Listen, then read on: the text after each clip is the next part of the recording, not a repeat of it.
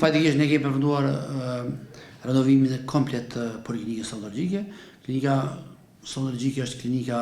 e vetme e nivelit sekondar nivel të Kosovës. Ne kemi themelu gjatë këtij mandati për atë që do bazon ligjin për kryeqytetin. Ne kemi drejt për themelimin e institucioneve sekondare dhe poliklinika ka qenë institucion që ka dhënë shërbime sekondare, por ka qenë fatikisht në kuadër të qendrës mjekësisë familjare në kryeqytet. Dhe tash në vitin 2022 ne kemi Asamblea Komunale ka themelu poliklinikën dhe në vitin 2023 është bërë statuti i saj dhe tash realisht jemi në fazën e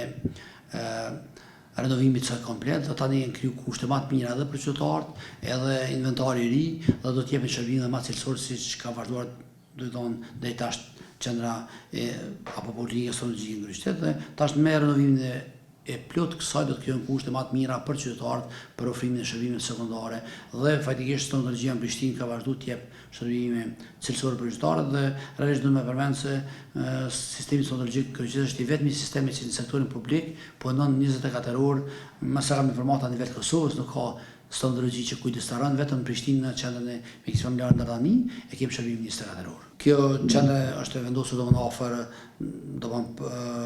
afër pallatit të Rinisë, edhe stadioni Fadil Vokri, në atë pjesë ata sidomos kryeqytetarët e din ku është poliklinika stomatologjike dhe besoj që tash me renovimin e saj do të kriju para kushte me ofruar shërbime dhe më cilësore për qytetarët, por edhe për stafin, cilët një pjesë të madhe të jetës tyre e kalojnë në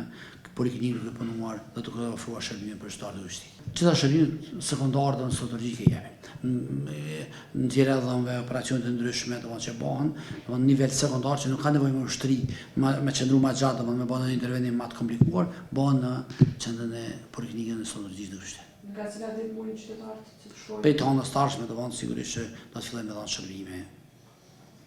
poliklinika.